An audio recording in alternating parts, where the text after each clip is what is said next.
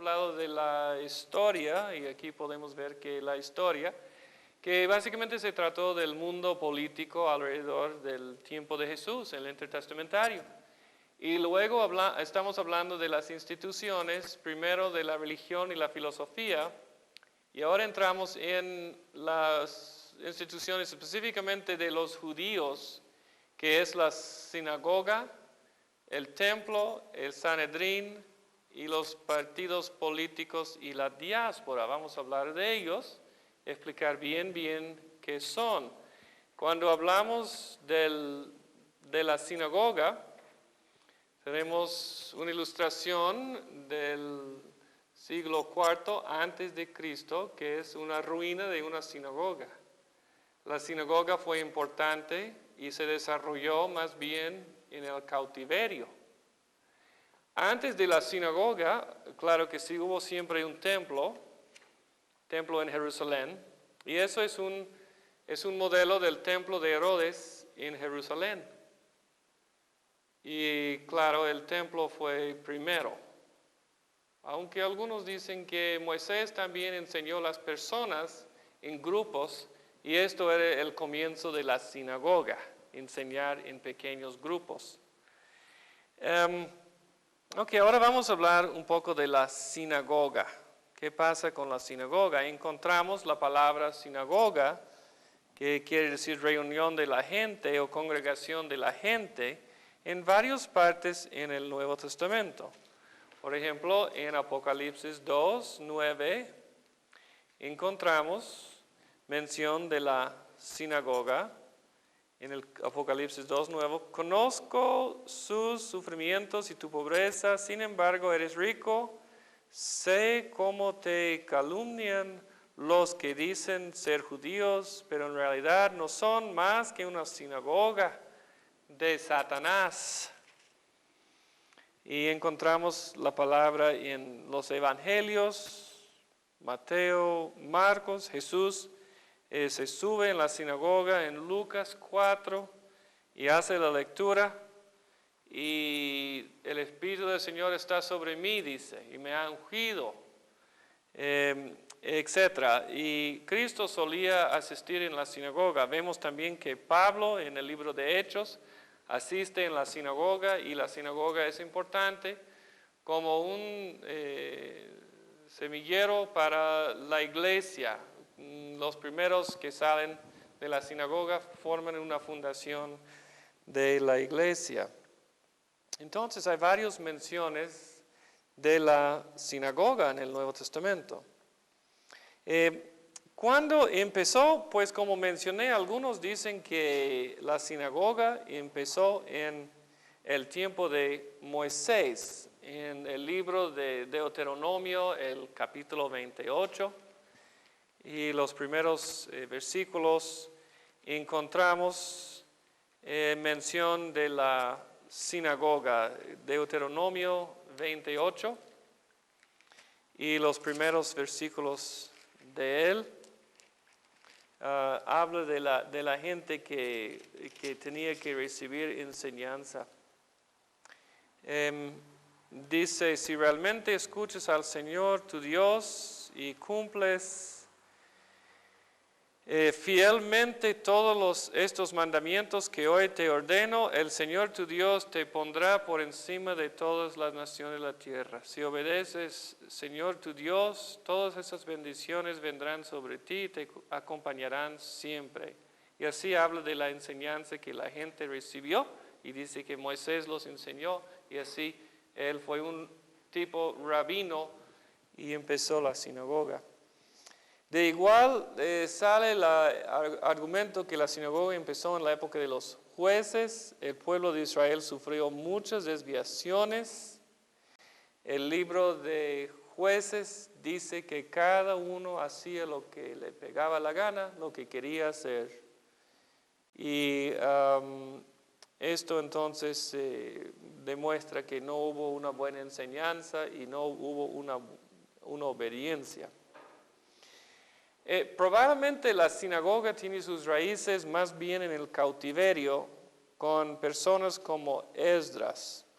Esdras en el capítulo 7 los versículos 8 al 10, se trata de la enseñanza al pueblo. La gente estaba edificando un nuevo templo, hubo fiestas y otras cosas, reglamentos, enseñanzas que todavía la gente no entendió muy bien, pero desde el cautiverio ellos habían recibido enseñanza, porque cuando no hubo templo, se sabe que los judíos se reunieron en casas y luego en pequeños edificios menos grandes para recibir la instrucción. Entonces en Esdras el capítulo 7, los versículos 8 al 10, leemos lo siguiente.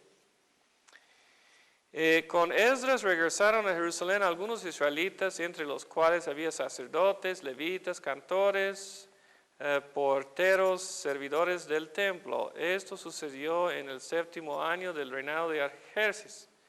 Así que Esdras llegó a Jerusalén en el mes 5 del 7º año, reinado de Artajerjes. Había salido de Babilonia el primer día del mes del primero y llegó a Jerusalén en el día primero del mes 5, porque la mano bondadosa del Señor estuvo con él.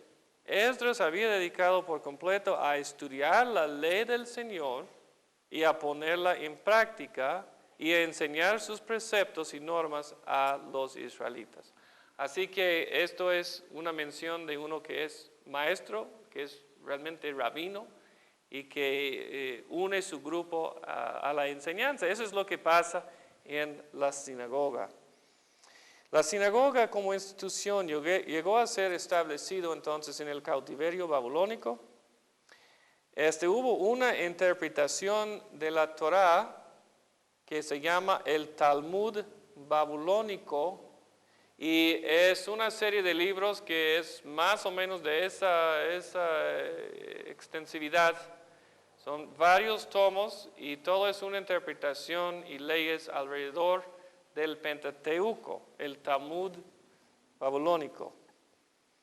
Jerusalén fue destruido en el año 586 y Ezequiel reunió personas para adorar a Dios y estudiar la ley.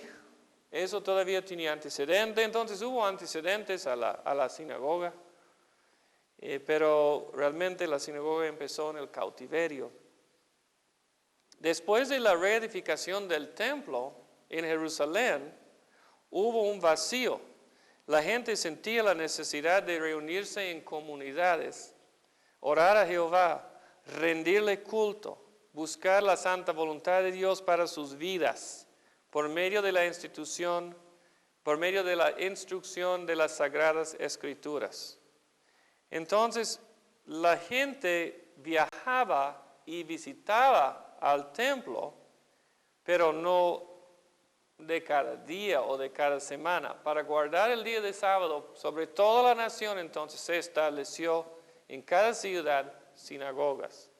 Sí llegó al templo, pero nomás para celebrar fiestas nacionales en días muy especiales, porque implicaba un viaje y una ausencia de su trabajo.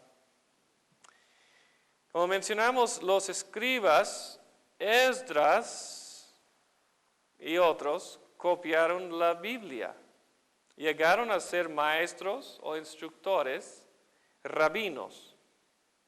El oficio sacerdotal se desarrolló en realmente un oficio político. El sacerdote perdió respeto y bajó en rango. Estoy refiriéndome a lo que pasó bajo la casa Asmona o la casa de los Macabeos.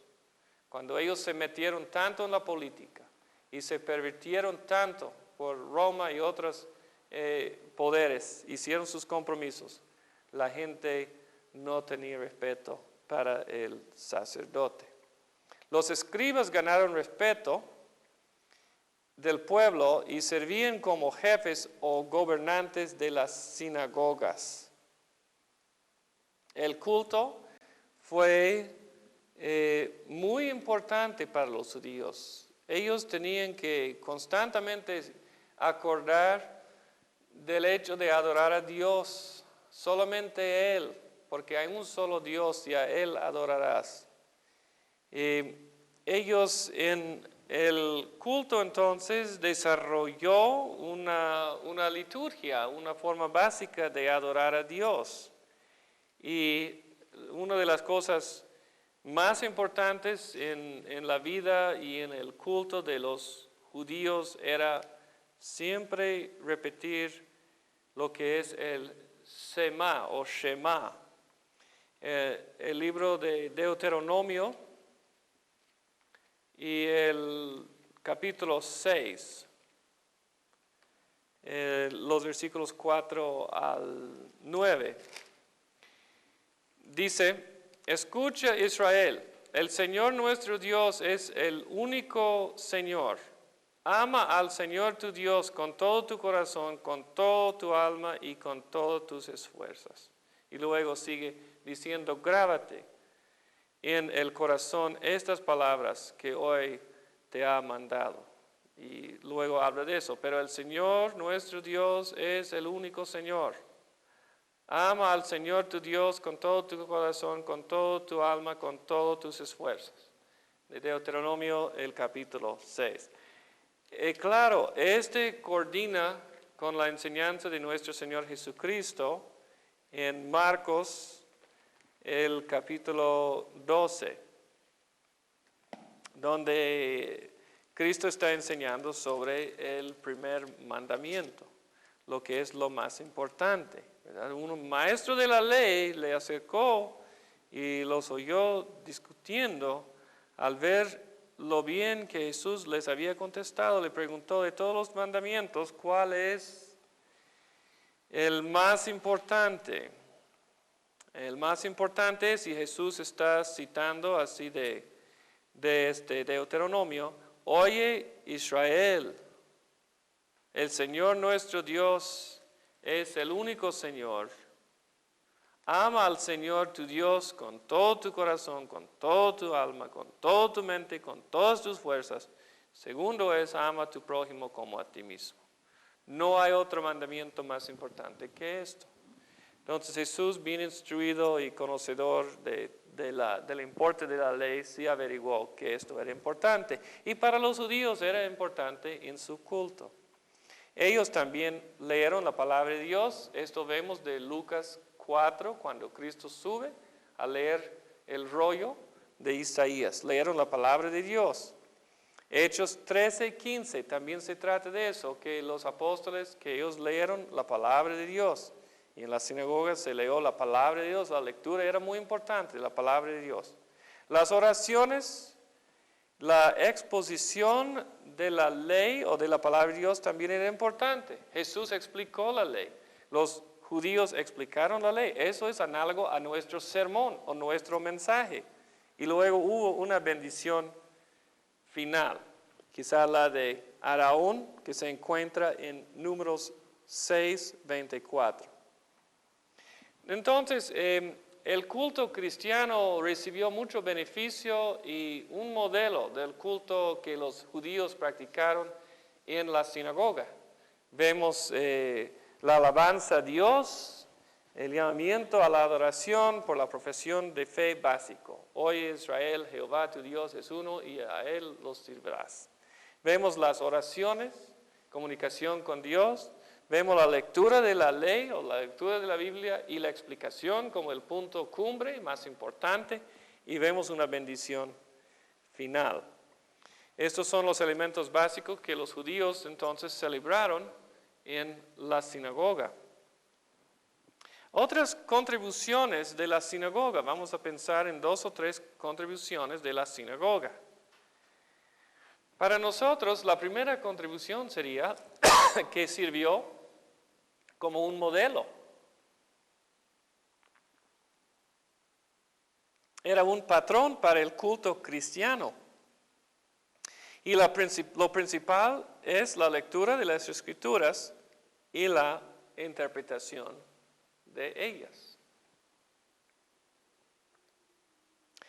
La segunda cosa es que la sinagoga en la diáspora ayudó a otras personas a entender el judaísmo.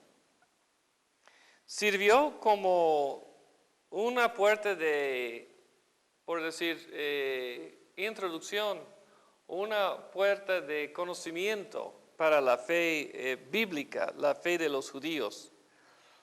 Solamente había un solo Dios. Y Dios tenía leyes, y Dios tenía historia con su pueblo, y Dios había dado costumbres importantes y ritos del pacto, etc. La moralidad frente a la sociedad, una sociedad que era inmoral, que era corrupta, una sociedad que faltaba moralidad, era importante. Y supuestamente la sinagoga era un faro de luz que mostraba la presencia de Dios también en los lugares más lejos de Jerusalén, que se llama la diáspora o la dispersión, inclusive a Babilonia y Persa y todo, Atenas y Roma y donde quiera que, Alejandría, Egipto, que hubo sinagogas establecidas en cada lugar. La sinagoga también ayudó, y quién sabe, hasta Etiopía. El eunuco que vino de Etiopía. La sinagoga ayudó a otras personas y llegar a ser prosélitos. Como el eunuco de Etiopía en Hechos 8, versículo 4 y los siguientes. Él tenía un conocimiento, fue un adorador de Dios, tenía un anhelo de llegar hasta el templo. Esto fue su misión, pero había adorado a Dios probablemente en una sinagoga o un lugar de adoración o quién sabe exactamente qué.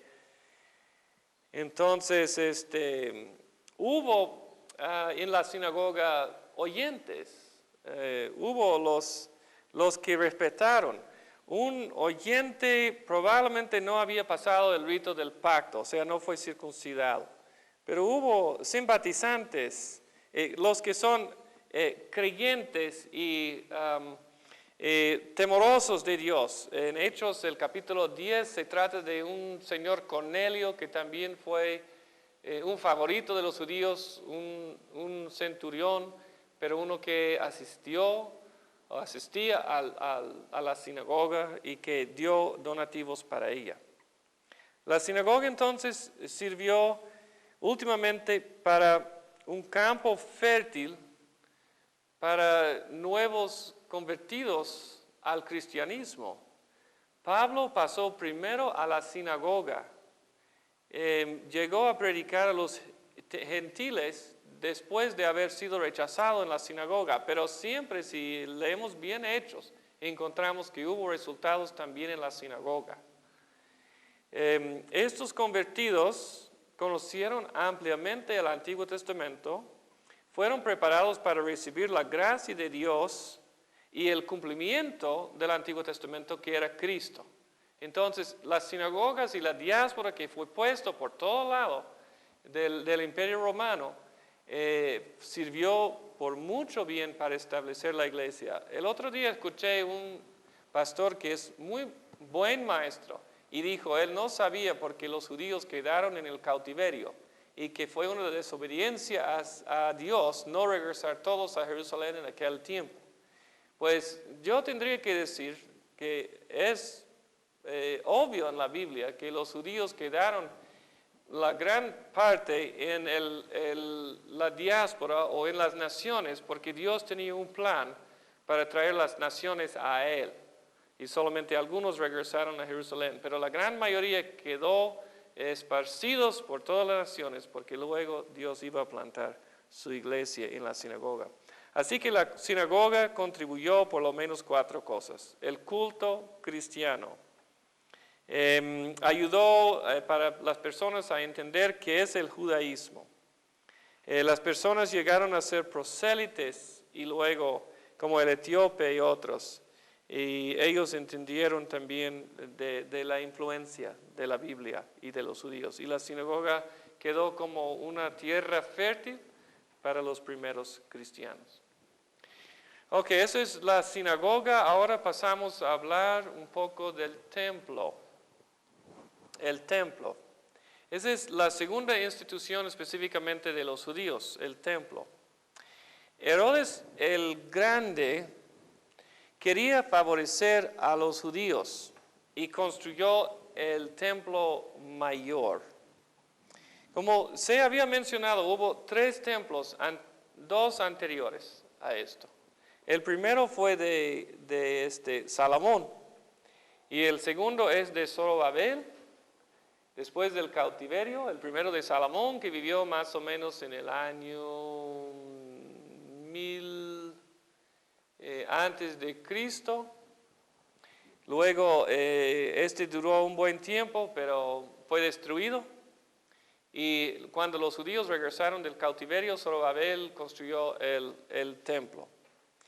Herodes el Grande, entonces, un gran político, construyó el templo más majestuoso, más adornado, más lleno de oro, ¿verdad? Y ese duró poco, casi siempre fue construido, pero en el momento que ya llegó a ser construido, los romanos llegaron y lo tumbaron por completo. Hubo un gran patio afuera en el templo y adentro otro patio. Primer atrio, pórtico de los gentiles. Hubo advertencias contra los gentiles que serían matados por entrar adentro. Ellos no podían entrar. Hubo entonces niveles y entradas y todo proporcionada en el gran templo. Vemos en Efesios el capítulo 2, 14, que hubo una barrera, un muro de separación y que Cristo ha roto este muro de separación. Pero seguro que sí, para entender Efesios el capítulo 2, uno debe entender un poco del templo. 2:14. Porque Cristo es nuestra paz, de los dos pueblos ha hecho un solo, derribando mediante su sacrificio el muro de enemistad que los separaba. Ese es el muro de enemistad que los separaba. En Hechos el capítulo 21, cuando Pablo entra en el templo para hacer algunas ceremonias y dedicarse a Dios otra vez, como es judío, la acusación es que él lleva a un gentil incircunciso consigo y los judíos lo prenden a base de eso, aunque era una mentira. Entonces hubo un muro de separación entre los judíos y los griegos y tenía que ver con el mero templo. El templo está mencionado muchas veces en el Nuevo Testamento. Hubo un pórtico, varios pórticos, el pórtico de Salomón, que se menciona en Juan 10, 23. La puerta hermosa, Hechos 3, 2. Entonces, el lugar donde enseñaba Jesús, un lugar didáctico, probablemente en algunos escalones. Juan 8, 20.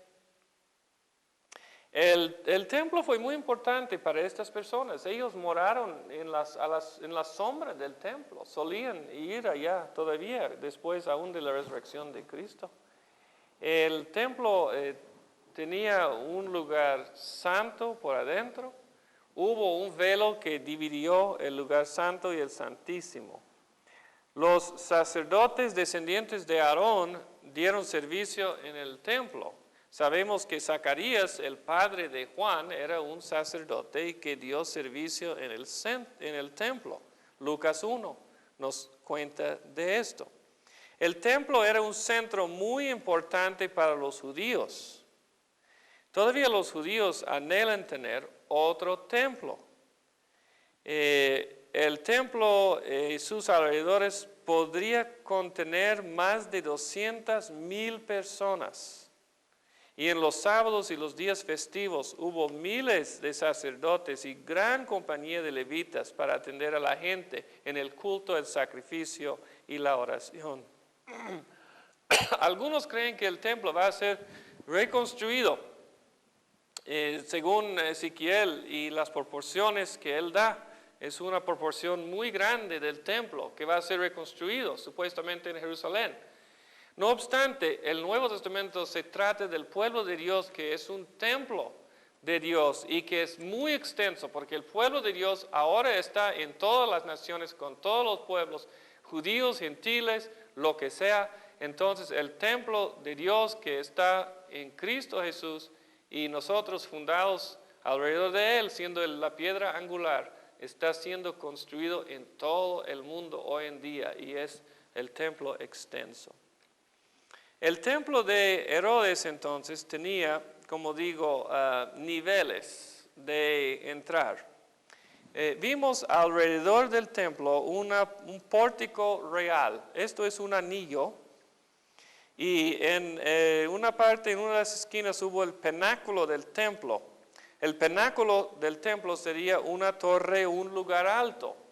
Y según las Escrituras, Cristo fue llevado allá arriba del templo y Satanás le pidió a que le adorara y que le daría todas las naciones y todo el señorío que él no tenía, pero Cristo dijo solamente adorarás a Dios. Entonces literalmente fue llevado arriba del templo en un lugar sagrado y fue defamado de tal forma y blasfemado el diablo contra él. El templo de Herodes fue construido desde el año 19 antes de Cristo hasta 64 años después de Cristo. Entonces, como ya se había mencionado, más de 80 años en construcción. Y nomás duró 6 años, fue destruido en el año 70 después de Cristo. Su construcción fue de los mejores materiales, inclusive mármol y oro. Herodes gozó de ciertos tiempos de construcción y a veces tenía hasta 18,000 trabajadores, albañiles y trabajadores en una etapa de construcción. Para los judíos el templo fue una joya, la joya de Jerusalén. Simbolizaba la presencia de Dios Jehová entre el pueblo del sagrado pacto.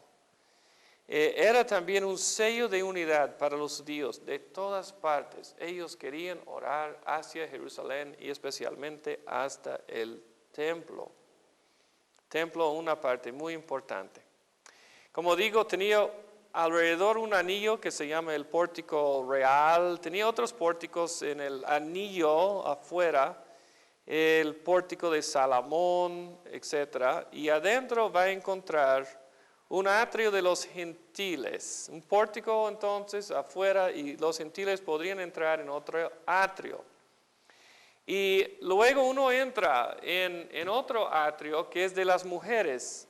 Las mujeres podrían entrar hasta un cierto atrio también, más que los gentiles. Y luego uno entra más adentro hasta el altar y el atrio de Israel, solamente para los varones de Israel. Entonces tiene como 4 niveles, tiene las escaleras, el pórtico, tiene el atrio de los gentiles, el atrio de las mujeres, judíos, y luego el atrio de Israel. Y luego uno entra en el lugar santo y el lugar santísimo. Así que hay 1, 2, 3, 4, 5, 6, 7 niveles en el templo que se ve. En el lugar santísimo supuestamente se guardaba en el tabernáculo lo más sagrado del pacto, el arca del pacto. No se sabe qué pasó con el arca del pacto, pero ahí hubiera estado. Creía que la gloria, la Shekinah gloria de Dios descansaba en la parte más adentro del templo. Así que Israel tenía la gloria de Dios y ella era contenido en Israel, mientras que tenía el templo. Las fiestas sagradas de los judíos incluyen varios. Ellos celebraron fiestas alrededor del templo. Entonces, la primera fiesta sería, y la más importante que todavía se celebra con más ganas, es la fiesta de la Pascua. La Pascua es para recordar la liberación de Egipto. Entonces se celebra por una cena y se sacrifica o se prepara un cordero, se come alrededor de la mesa, a veces se come a pie, a veces no se come a pie, pero a veces se come a pie y comen con las hierbas agrias y comen con todo la pan sin levadura y varias otras cosas. Es para recordar la huida o la salida de los israelitas de Egipto. Se celebra en marzo. Nosotros celebramos la resurrección del Señor, la Semana Mayor y la resurrección del Señor en el mismo tiempo, porque Cristo celebraba la Pascua y Él instituyó la Santa Cena en el contexto de la Pascua, diciendo que ese es mi cuerpo que es ofrecido por ustedes. Él es el Cordero de Dios que quita los pecados del mundo. La Pascua es un trasfondo, entonces, es un sacramento del Antiguo Testamento que nosotros hemos conservado en la Santa Cena del Señor. La fiesta de panes es otra fiesta que se celebró en el templo y es parte de la fiesta de la Pascua. Se comía pan sin levadura, celebraba el comienzo de la cosecha de trigo. La fiesta de panes sin levadura también se celebra en marzo, algunos días después de la Pascua. La tercera fiesta es la fiesta de Pentecostés, o sea, la fiesta de las semanas. Se celebra en mayo o junio,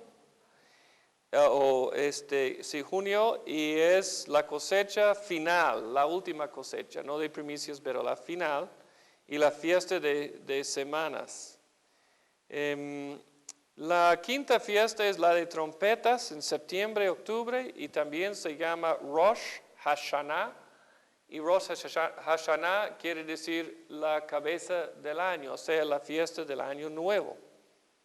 El día de expiación que celebra en septiembre, octubre, el 10 de Tirsi, es de ayuno y arrepentimiento. Esta fiesta todavía se celebra y se llama la fiesta de Yom Kippur o Kippur. Y es una fiesta nacional, es una fiesta cuando hay arrepentimiento y tristeza por los pecados de uno. La fiesta de tabernáculos se trata de las cabañas. Es una conmemoración de Israel y su tiempo en el desierto, los 40 años en el desierto. Y es probablemente la fiesta cuando Cristo se perdió y sus padres tenían que encontrarlo, porque todo el mundo estaba ya un poco desordenado y disfrutando el tiempo, se habían ido a acampar y disfrutar, y luego se extravió el hijo de algunos 7 años. Él estuvo ya también cerca del templo para su bar mitzvah, o sea, para ser hijo del pacto, y enseñaba a los fariseos y a los saduceos. Fiesta de tabernáculos. Luego vemos la fiesta de las luces o de luces, noviembre, fiesta de purificación y de rededicación del templo para los macabeos. Hemos mencionado, ya vimos la menorá, que es un candelabro de 7 velas que se suele prender en la fiesta de luces de los macabeos, que es el mismo como nosotros, el fiesta de Cristo, ¿no? Es el 25 de diciembre. Y la última es la fiesta de Purim, que es una conmemoración de la salvación de los judíos en el tiempo de Esther, cuando Esther fue usado instrumento para salvar al pueblo contra las hazañas de un tal Amón. Entonces el templo era muy importante para los judíos, era un lugar, un centro de sacrificio, un centro de culto, un lugar centro importante de todas las fiestas importantes de la nación y de la religión. Cristo solía estar en el templo, lo vemos especialmente en el Evangelio de Juan, predicaba y andaba mucho allá y vemos el simbolismo también que él mostró, que de él fluye agua viva y si tomamos de él pues tendremos vida. La tercera institución israelita es el Sanedrín. Hablamos ahora del Sanedrín. El Sanedrín viene del griego y quiere decir sentado juntos, sentado juntos. La idea es que era un consejo, un concilio, un cuerpo gobernante y incluye un tribunal supremo de los judíos. Entonces hubo un grupo mayor de los 70 y otro tribunal que era más o menos el cuerpo ejecutivo del Sanedrín. Sobre todo estuvo un sumo sacerdote, gran político. El Sanedrín se reunía en Jerusalén en los límites del templo. Es cierto que en los tiempos del escriba Esdras hubo un consejo representativo. Por el Sanedrín del Nuevo Testamento remota la época de su organización en la época de Juan Hircano I, más o menos el año 135 antes de Cristo. Hubo pequeños sanedrines locales en regiones como Judea y Galilea. Su influencia fue limitada. Se trataron de cuestiones locales y más bien cuestiones religiosas. Pero recuerda que mucho de la vida de los judíos era un resultado de la ley y de la religión, de la práctica de su fe. Sin embargo, el gran Sanedrín se involucró en materias religiosas y civiles. Los romanos dio gran autoridad al Sanedrín en cuanto a los asuntos interiores de los judíos. En cambio, cualquier asunto civil que pertenecía a la autoridad romana fue estrictamente reservado para el rey y el tetrarca romano. Y los cuerpos gubernamentales romanos. El Sanedrín no tenía autoridad de imponer una pena capital. Algunos miembros del Sanedrín entraron en conflicto con el Señor Jesús. Hubo un conflicto muy fuerte en Juan, el capítulo 9, con Jesús. Intentaron arrestarlo en varias ocasiones. Uno de ellos es Juan, el capítulo 7. Querían matarle a Jesús. Lucas 22, el capítulo 2. Participaron en su arresto. Marcos 14, 4. Quebrantaron sus propias leyes y código de ética en el juicio de Jesús. Mateo 26 y Mateo 27 en estos capítulos. La Escritura los tiene responsables por sus acciones, los maestros de Israel. Esto vemos en Hechos, el capítulo 2, 23 y 36, porque dice Pedro que ustedes, por su aconsejo, ustedes crucificaron a Jesús. Lo indica que ellos sí crucificaron a Jesús, pero eso no fue solamente ellos, porque fue bajo la soberanía voluntad de Dios, ¿verdad? Y también los romanos lo hacían. Entonces hubo 3 culpables, o sea, 2 culpables y uno que lo permitió, que lo planeó, que sabemos esto, que está bajo el plan de Dios.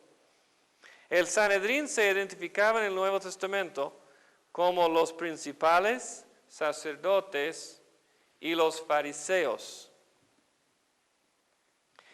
Los principales sacerdotes y los ancianos o escribas, o los gobernantes y ancianos, los escribas, Los principales sacerdotes eran los sacerdotes de rango más elevado que un sacerdote ordinario. Los fariseos fueron maestros de la ley y a veces fueron escribas. Y los ancianos fueron de la autocracia, familiares de influencia y poder. Entonces el Sanedrín es otro instituto importante de los judíos y el mundo de ellos. Religión, filosofía, sinagoga, templo, Sanedrín. Ahora hablamos un momento de los partidos políticos entre los judíos. Quiero mencionar primero los fariseos. El nombre fariseo viene de la palabra separar. Y se cree que los fariseos se asociaban en hermandades dedicados a la fiel observancia de la ley y las tradiciones de los ancianos. Este movimiento de fariseísmo empezó con toda probabilidad en la época de Antíoco IV Epifanes, y ellos probablemente tenían raíces en el Hasedim, o sea, en los macabeos, en el tiempo de ellos. El hecho de separarse, el hecho de ser un poco fanático, el hecho de ser un poco puro, más puro, eso es los fariseos. Los piadosos también son considerados como los piadosos, que no querían mezclarse con los paganos ni con los samaritanos. Regresando al año 175 a.C., la presión era mucho para conformarse con la cultura griega, o sea, helenística. Los fariseos fueron leales a las escrituras, deseaban vivir en conformidad estrecha con la ley, querían tener la ley y aplicada a la vida ordinaria, y por eso desarrollaron un sistema de ordenanzas y tradiciones y leyes, y Cristo entendió que las leyes que protegieron la ley de Dios fueron un yugo, o sea, una carga para el pueblo. O sea, aquí está la ley y ellos construyeron alrededor de la ley toda una gama de otras leyes para proteger la ley de Dios. Y Cristo dijo que era necesario, era un yugo. Hubo leyes sobre el sábado, por ejemplo. No podía cargar una chaqueta sobre el brazo, pero sí podía poner su chaqueta antes y andar con él. No podía encender un fuego.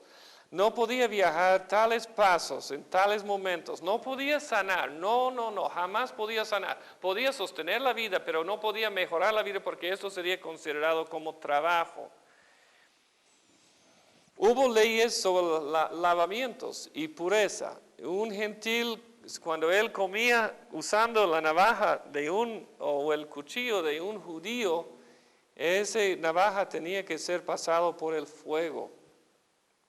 Si uno tocaba a un gentil 3 días antes de la fiesta, sería considerado impuro y no podría hacer nada en el día de la fiesta.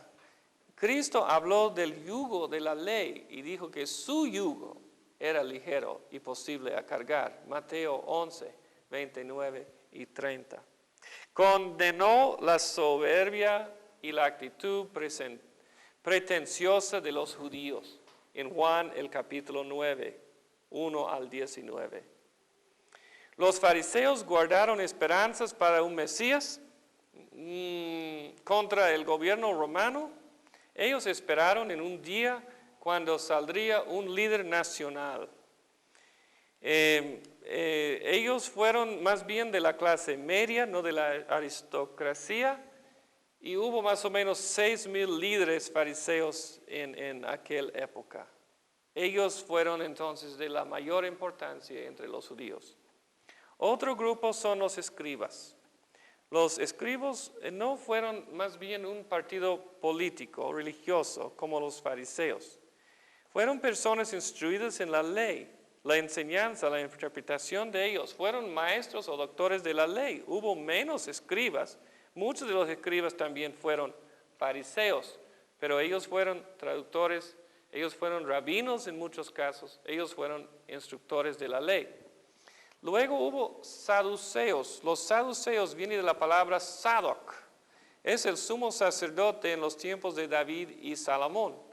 Otra posibilidad es que la palabra viene de sedeca, que quiere decir justicia, los de la justicia. Era un grupo mucho menos numeroso, contenía muchos hombres ricos y de influencia política, sacerdotes de rango, nobleza y riqueza alrededor de ellos. Recuerda que los saduceos se apoderaron del sumo sacerdocio. Entonces, la justicia por conveniencia. Fueron liberales en cuanto a la doctrina, no creyeron en la resurrección, no creyeron del cuerpo, posiblemente no más del alma, pero ciertamente no creyeron en la resurrección corporal. Ellos siempre apoderaron del sumo sacerdocio, fueron liberales, fueron más dados al espíritu de la edad. No creyeron, como digo, en varias cosas, ni en el Mesías, ni creyeron en un Mesías. Cuando un fariseo le pregunta sobre la resurrección a Jesucristo, pues, ¿cómo? Él no creía de todos modos en la resurrección de los muertos. Los esenios, hablamos un momento de los esenios. Los esenios en el tiempo de los macabeos se originaron, tienen raíces en el ascedeísmo, o sea, de los puros también. Vivieron en comunidades al lado del Mar Muerto. Se dedicaron a escribir, a copiar la Biblia, y se han encontrado más de 4,000 rollos de ellos. O sea, hubo 4,000 de ellos que vivieron en comunidades lejanas. Practicaron el asceticismo, vida estricta, rígida, etc. Fueron muy dados a la ley y la obediencia de ellos. Una rutina, algunos grupos fueron ascéticos en que no se casaron y otros se casaron. Hubo un maestro de justicia que rigió sobre cada pequeña comunidad. Algunos piensan que Jesús fue un maestro de justicia que rigió sobre su comunidad, los discípulos. Tenemos que despedir esta idea. La rutina diaria incluyó levantarse temprano y hacer devociones, luego comenzar un periodo de trabajo manual, luego lavarse con agua fría, luego comer primer comida, luego más trabajo, luego otra comida y dormir y otro día. Fue un día muy laboriosa y muy dedicada, un día muy devoto, pero incluía el trabajo, etc. En el año 1947 se descubrió jarras al lado del Mar Muerto y muchos rollos de Qumran. Es una comunidad de los esenios y ellos copiaron muchos rollos y muchos libros del Antiguo Testamento especialmente. Hubo también celotes y herodianos. Los celotes fueron los radicales. La Biblia menciona un Judas de Galileo y quizá Pedro fue un celote. Ellos querían destruir el imperio romano, pequeño grupo. Luego los herodianos fueron un grupo político que apoyó a Herodes. Entonces, en la cuarta institución de los judíos, vemos varios partidarios que son los fariseos, los escribas, los saduceos, los esenios, y vimos los celotes, que fueron radicales, y los herodianos que favorecieron a Herodes. La próxima vez seguimos y terminamos con las instituciones de los judíos.